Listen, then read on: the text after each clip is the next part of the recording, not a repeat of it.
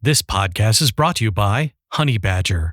Let's face it, your code is going to have errors. Even code written by an amazing, outstanding, meticulous developer such as you. I know. But when bad things happen, it's nice to know that Honey Badger has your back. Honey Badger makes you a DevOps hero by combining error, uptime, and cron monitoring into a single, easy-to-use platform, saving you time and cash. Sustain listeners get 30% off for 6 months. Simply mention Sustain when signing up, and they'll apply the discount to your account. No credit card required. Use Honey Badger. It'll make your DevOps awesome.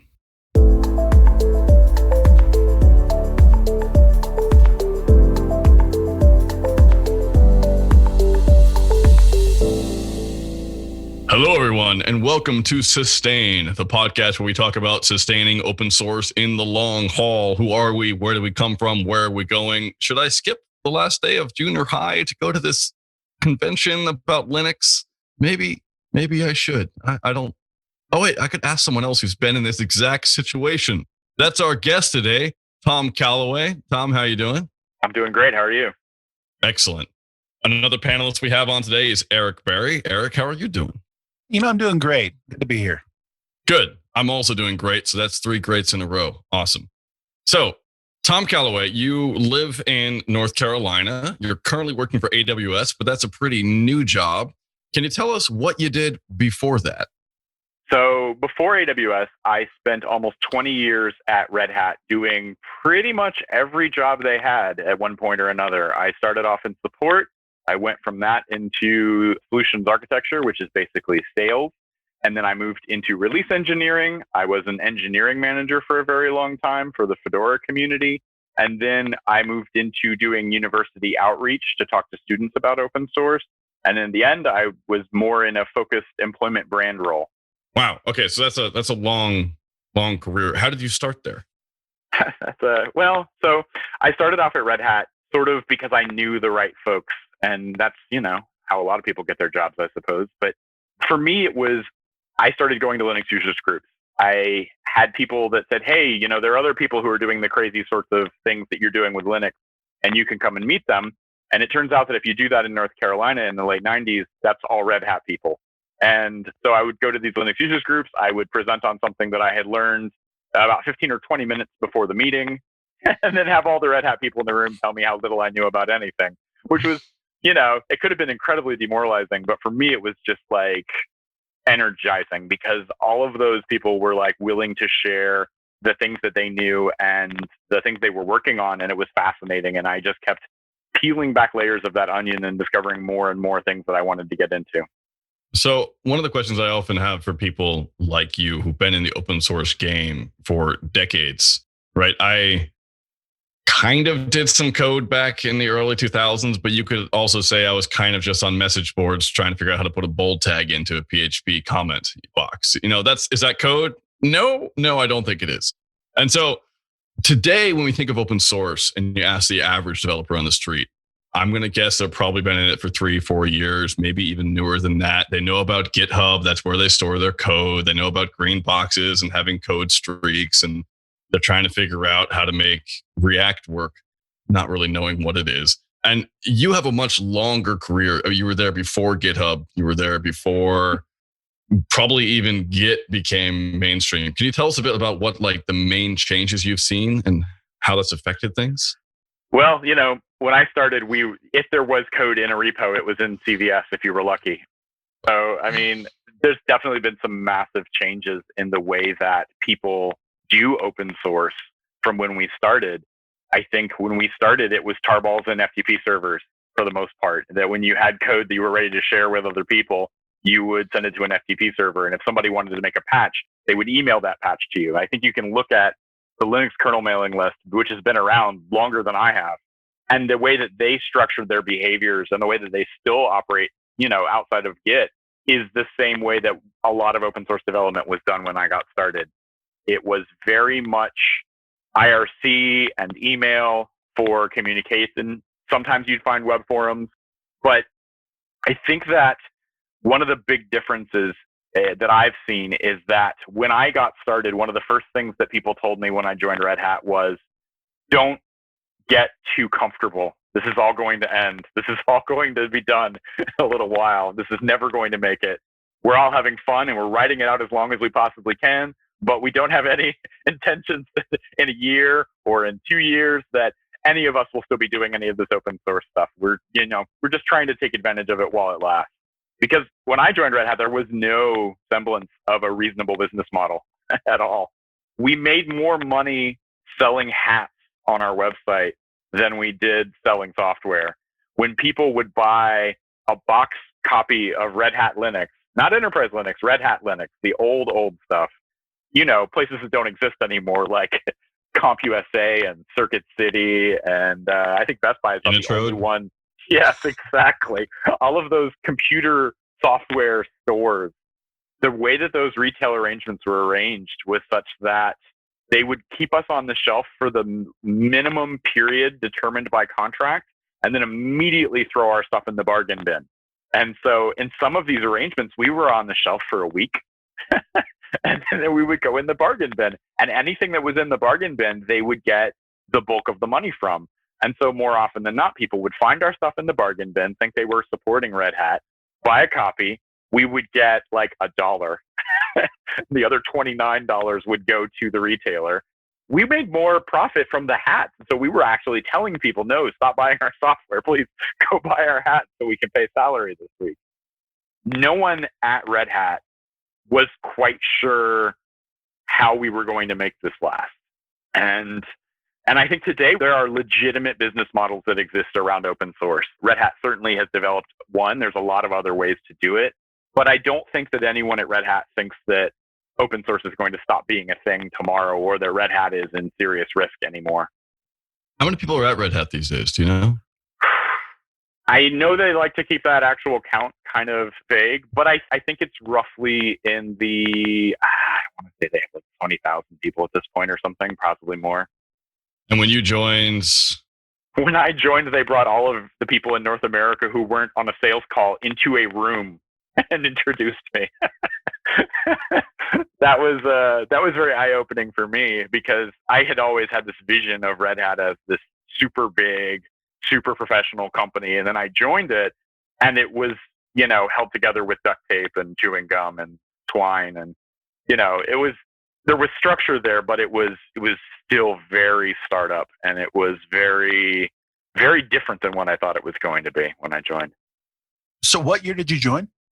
I joined in February of 2001. And how old was the company when you joined? So you're going to make me look this up. Looks like it's 93? Yeah. About right? Yeah. It had been around, but at the first few years of Red Hat, they were incorporated in an apartment, if that tells you how many people were working for them. And I think it was only when they came in one morning and the toilet from the apartment above had burst and flooded their office that they knew they had to move out of that arrangement. I mean, again, Red Hat started off as a bookstore, because that's how software was sold in the early 90s. And they evolved into more of a software developer when it became clear that there was opportunities to do more than simply repackage and rebrand Linux, to go a little bit beyond what was there at the time and to add customizations and help them stand out. I think that the first CEO of Red Hat, Bob Young, was very visionary in that regard, that he saw that there was a huge opportunity to have a brand that would be valuable in a broader sense, that would be less about Linux and more about Red Hat. And I think that ultimately that's, key for success for a lot of companies. I mean, if they had just been generic Linux, then I don't think they would have had anywhere near the impact that they had today.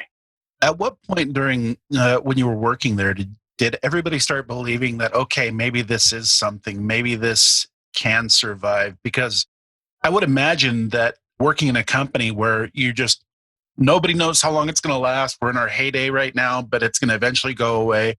What happened to make that idea change, that, okay, maybe this is something, this will become something huge?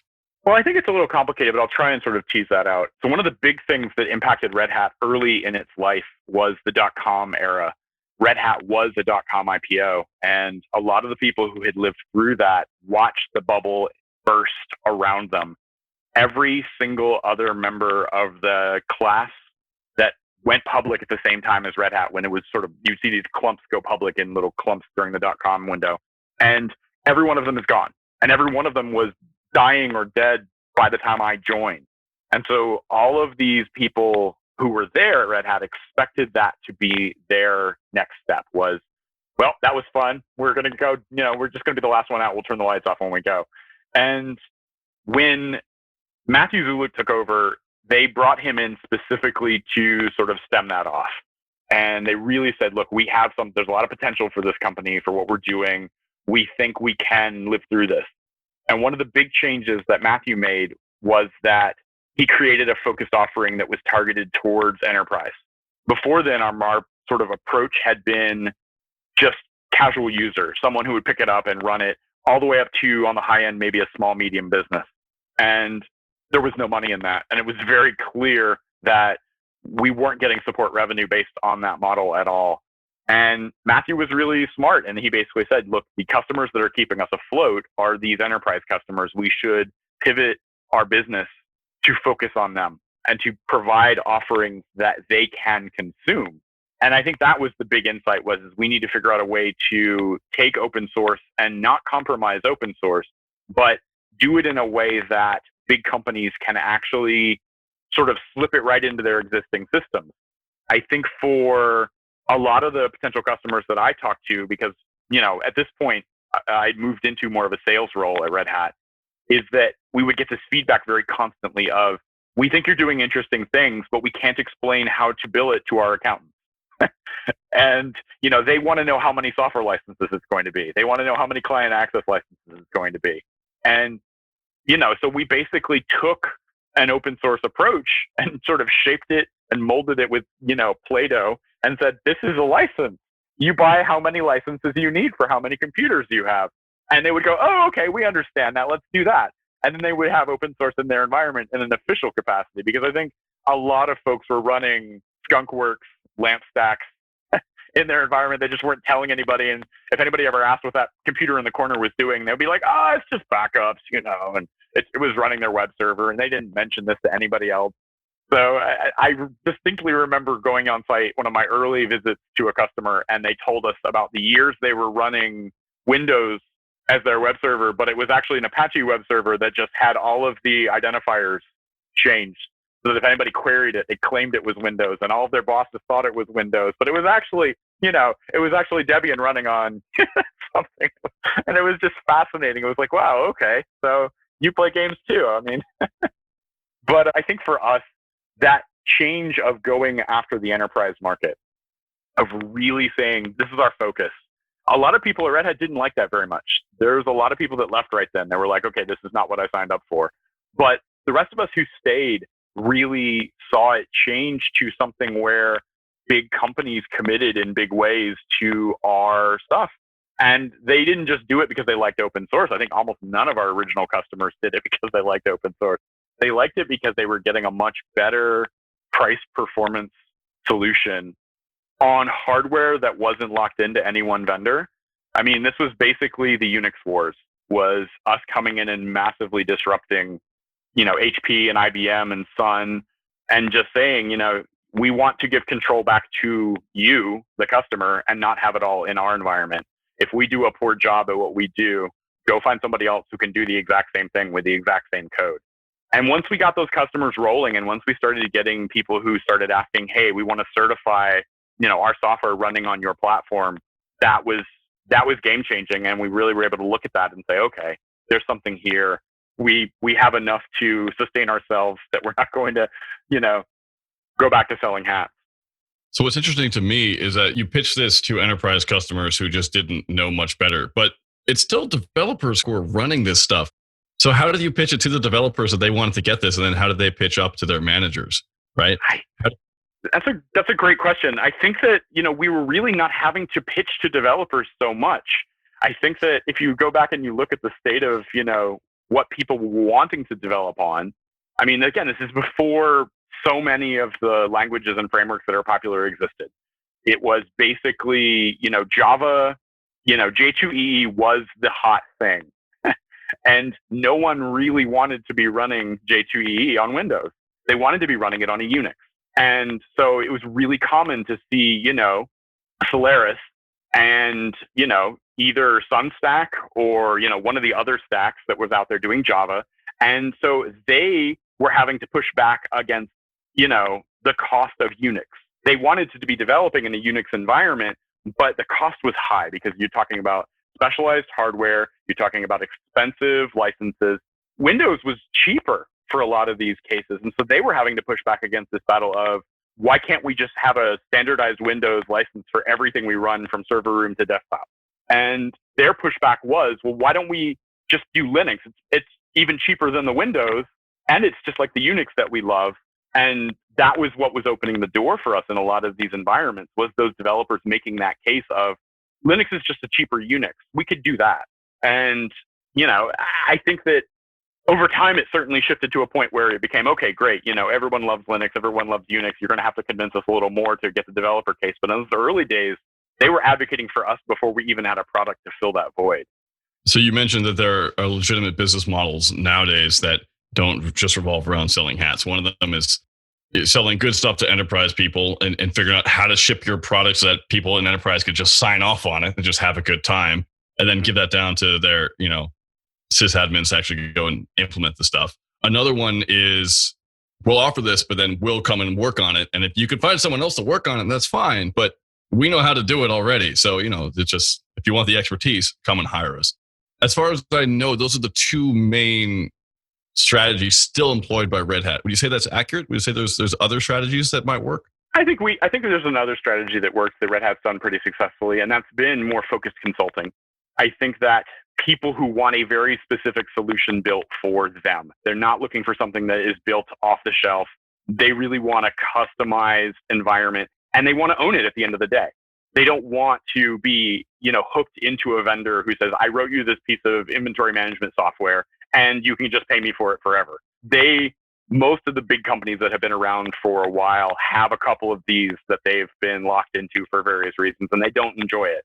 And so there's been a huge opportunity for Red Hat to really come in and build these sort of custom solutions for people and then say, okay, all of this is yours and it's open source. At the end of the day, you can take it and you can hand it to someone else without having to worry about what we think, and they can add on to it. You can staff in-house to build onto it. You can contract with another company or with us to build onto it. And we're happy to come back at any point in the game and pick up and keep working on it. And I think that a lot of customers enjoy having that flexibility in that sort of an arrangement where they know that, yes, this code is going to be open source. And then in some cases, the second they distribute it, it becomes more open source. It's open source, but they don't ever share it. We did a lot of point of sale systems in those early days at Red Hat as very customized models. I think Home Depot is one of our big reference customers that it's pretty obvious that if you look at any of their POS systems today, there's a lot of Linux hiding in that stuff. And we also did some work for like the in-flight entertainment systems on airplanes. I'm sorry, I haven't been on an airplane in a very long time. So I know. When you see them crash, you can watch them boot Linux. And if you were Red Hat in those early days, you recognize some of the trademarks of our early environment. You're like, oh, I remember when we fixed that bug, and just scrolls by.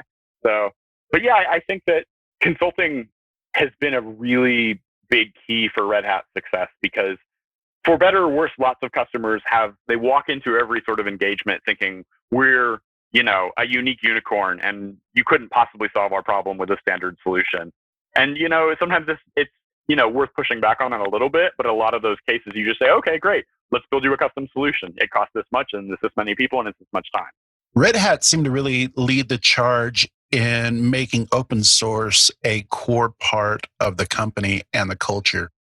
Can you speak to that? I know you had Open Source Day events, and I believe they even had some employees full-time on staff just to maintain open source projects. What was it like working with a company that had that type of focus of giving back to the community? It was super empowering to be in a place where open was the default. Whenever anyone would suggest doing something that wasn't open source inside Red Hat, there was this overwhelming blowback. Like, what is wrong with you? Go work somewhere else. And I think that it was really freeing to never have to ask for permission to do open source work. One of the things that's unique about Red Hat is that the employment contracts are structured in a way such that they explicitly say Red Hat doesn't own the open source work that you do. You own it. You can go out and do whatever you want, even if that open source ends up being competitive for us. Like if you go out and you contribute to SUSE, that's great. We understand how open source works, and we're not going to say, hey, you need to stop working on SUSE because that competes with us. And I think that makes the folks that work at Red Hat, they can take a deep breath. They can put a lot of those shields down that some people who worked in other places had to build up of, I'm not going to talk about what I'm working on. I'm definitely not going to talk about what I'm working on in my off hours. At Red Hat, it was always just this flowing conversation about anything and everything regarding technology. And for me, it was just amazing because I could just find someone that was doing just incredible work and say, okay, what are you working on? What are you doing there? How is that even possible? And Red Hat made the smart decision to hire a lot of people who were doing really key work in Linux and just pay them to do that work. Like it wasn't, okay, let's go hire David Miller and convert him away from the networking guru and make him, write patches for something else. He could have, and if they paid him enough, he might have, but they didn't make him do that. They said, we recognize the value in having you actively contribute upstream, and that will be your job. There were people who worked for Red Hat, and probably some that still do, that never ran Red Hat the entire time they were there. Like they were like, oh, I run Slack, or oh, I run Debian. There were people who ran Ubuntu.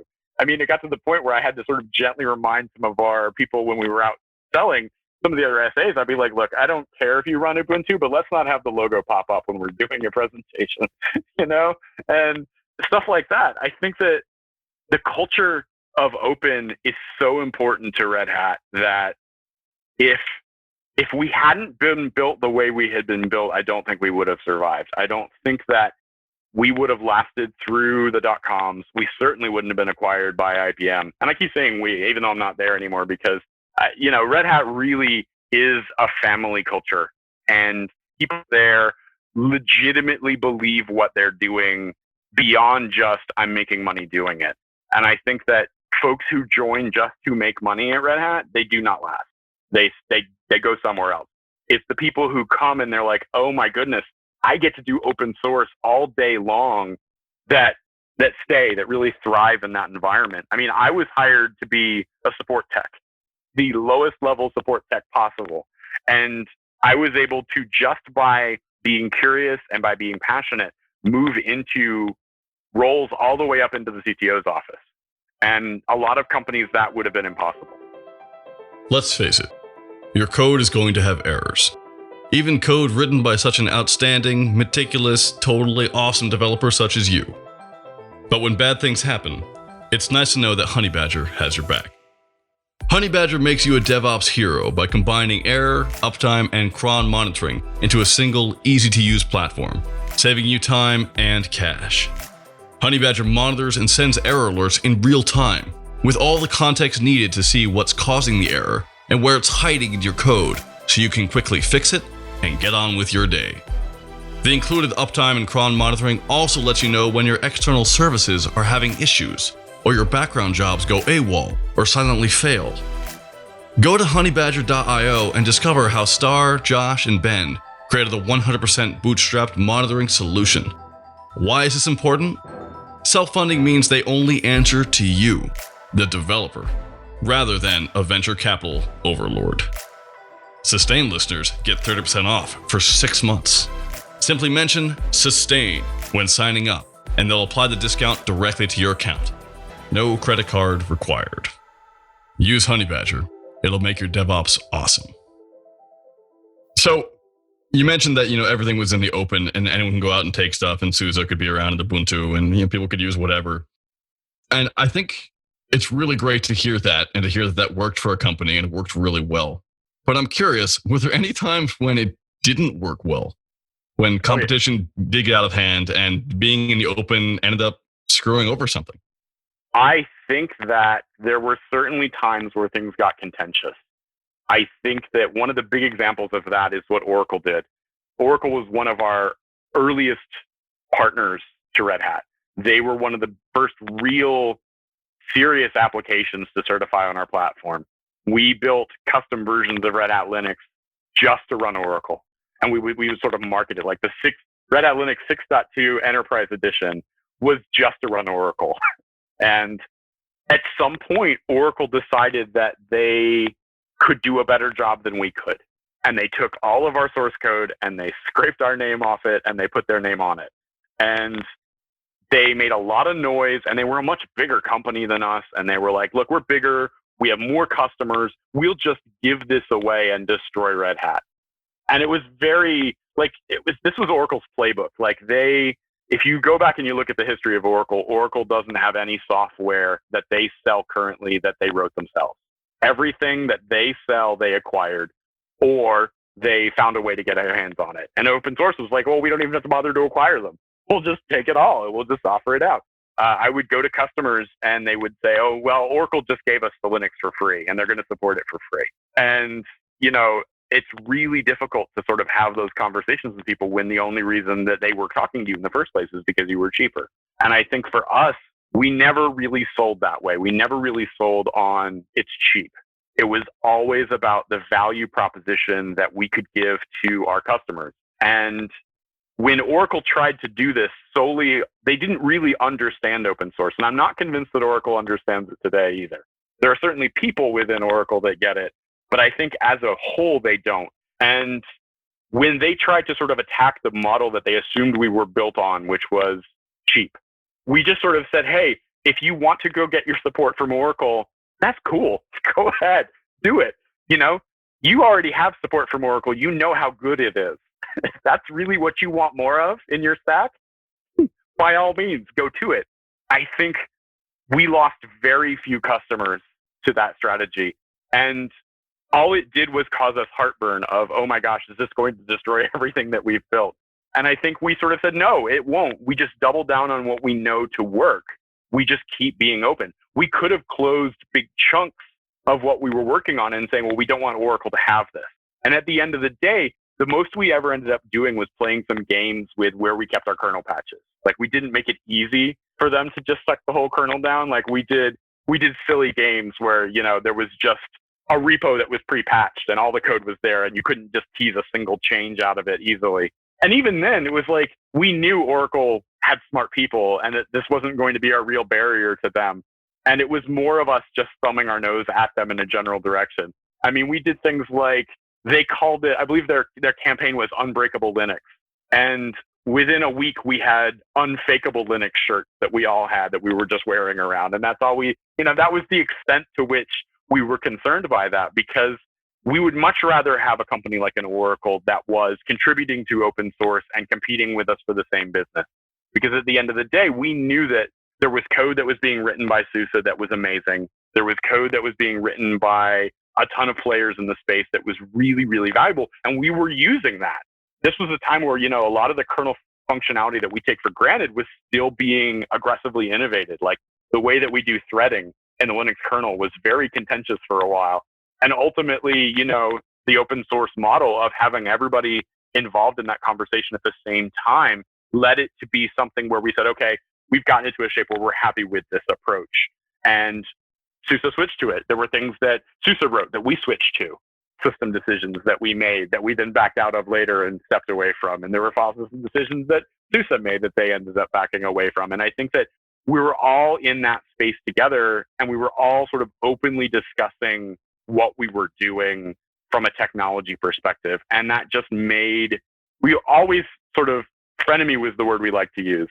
Yes, we don't want them to get all of our sales. We do want to continue to make money. But at the end of the day, we'd much rather have a sale go to SUSE or go to an open source competitor than to an Oracle or a Microsoft. Awesome. That's one of the questions I have is you've been working for Red Hat for a long time, or you had been working for Red Hat for a long time. Were there any projects when you thought I could go and make a thing out of this, but I'm not going to because I like the family community I have here, right? What would you say to developers who have something and then want to go out and make something out of it? Do you think that there's models outside of sticking with large open source companies to sustainably live a middle-class life? Oh, sure. I mean, I think that there's a lot of it's really hard to do. I don't want to make light of it and say, oh, it's easy. You can do what Red Hat did. I think that Red Hat was the right people in the right place at the right time with the right seed funding to get it done. And if you tried to spin it up in any other ways with any of those factors different, it easily could have gone a different direction. I think that every startup is risky. I think being an open source startup is riskier, not because of open source, but because of prevailing attitudes around VC. I think a lot of VCs want to be able to quantify everything that they can list as a possible return. And for a lot of them, that's intellectual property, is to be able to say, okay, I have this IP that this startup built. Even if they collapse, I can sell this IP to someone else. And it's really difficult for that, if all of that is open source, to say, oh, well, I can sell all of this open source to someone else. Well, why would we buy it? We could just download it off the internet when you're dead. And so what you saw in a lot of the startups that are happening is they would be dependent on open source and then sort of build like a proprietary bit around it. And that would be the IP that the VC would value. And that would be how we got our funding. And that would be how we would continue. And that's easy.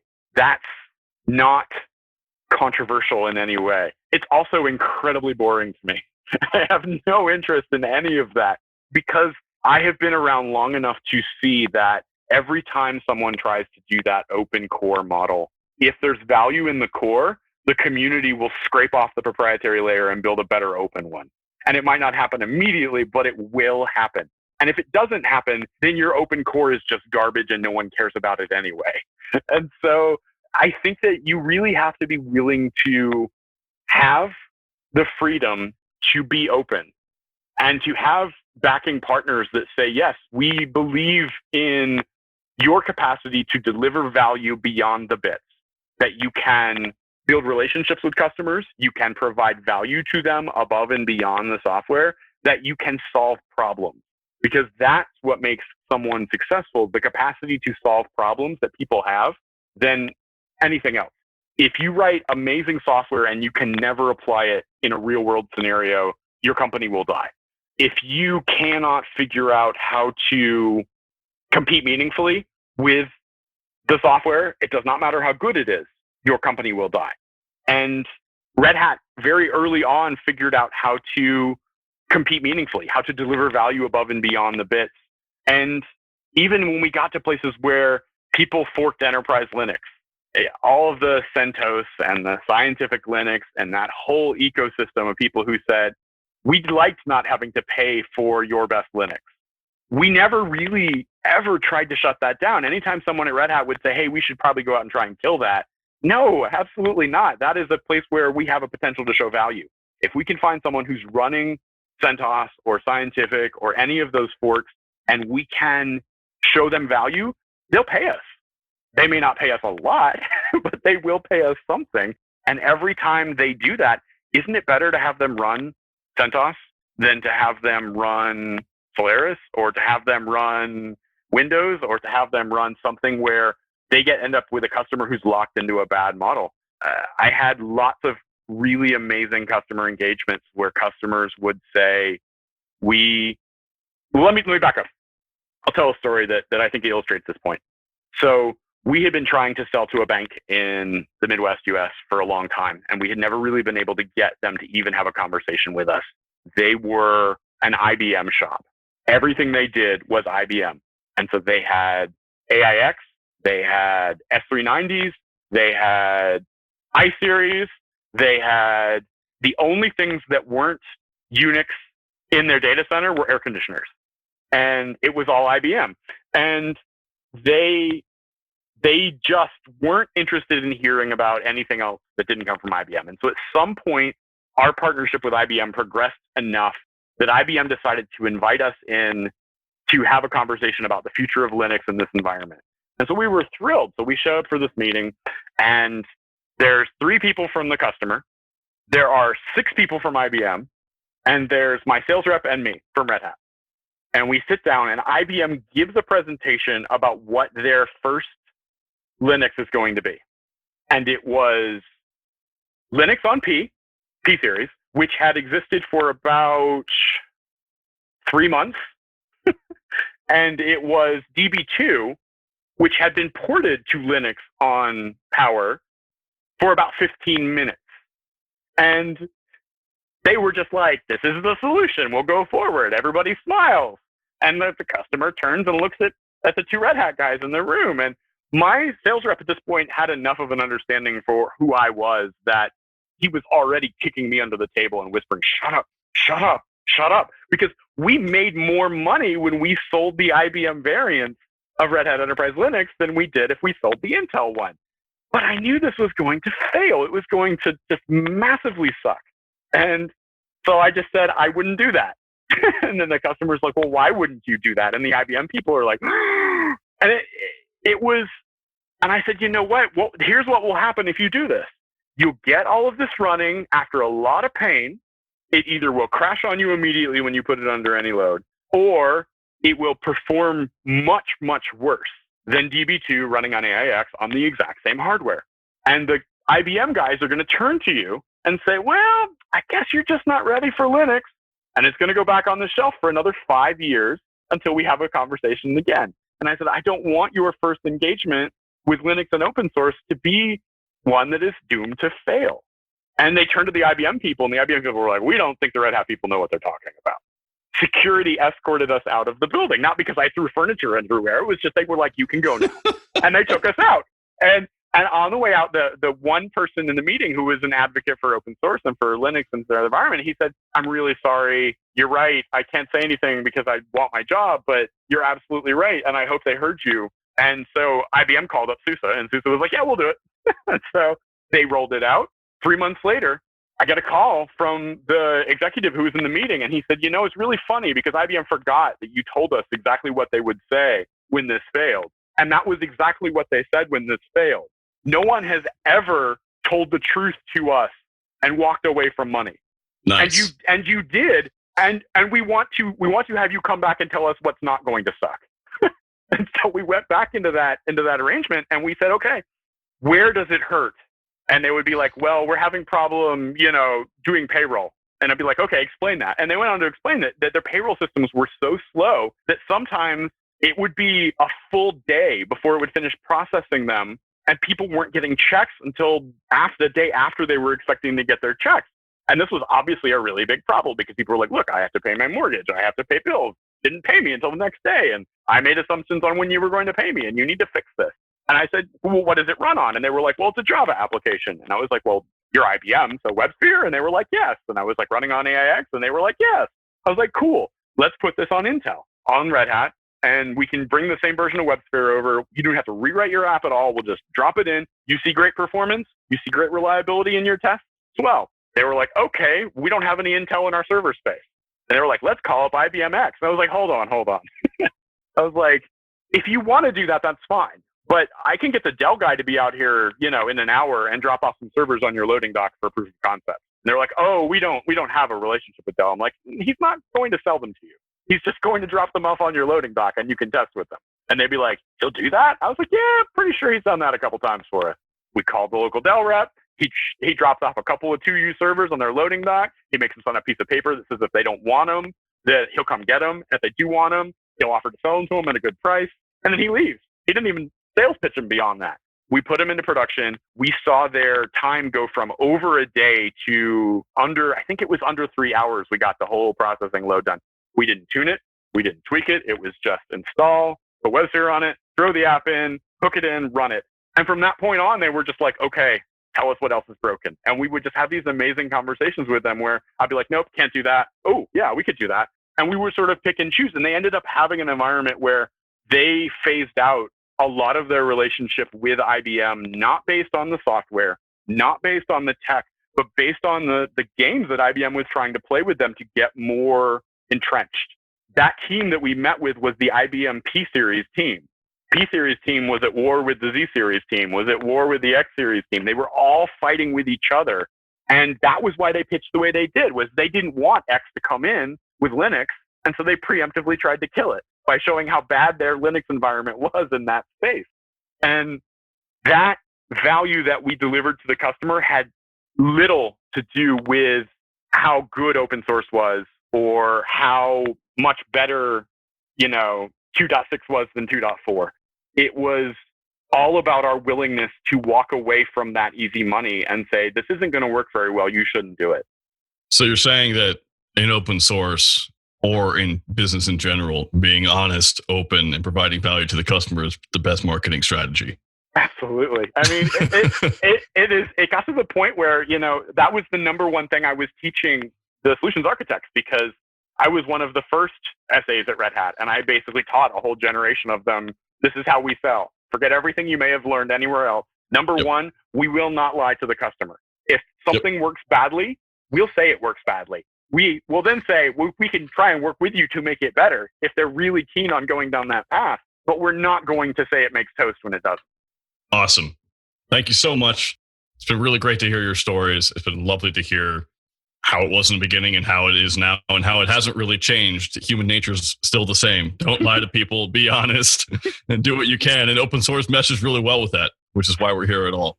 Where can people find more about you on the internet? Do you have a Twitter handle? Do you have a blog? Can they email you?